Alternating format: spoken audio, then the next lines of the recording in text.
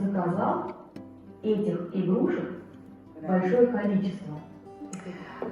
Этой игрушки более 300 лет, то есть появилась она более 300 лет назад.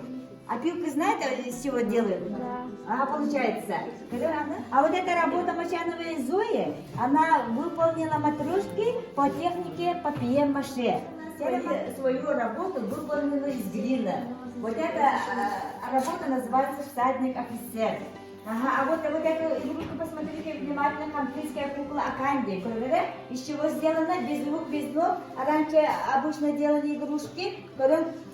Вот это, угадайте-ка, что это? Свисток. Нет, не свисток. Чего? Тиса.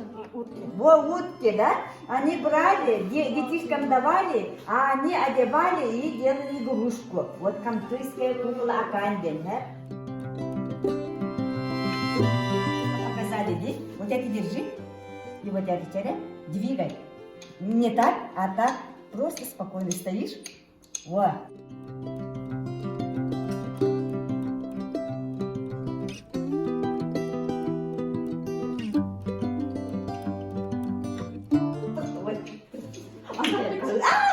Это не крантуер, так получается, так? Он медленно, медленно, все тоже так.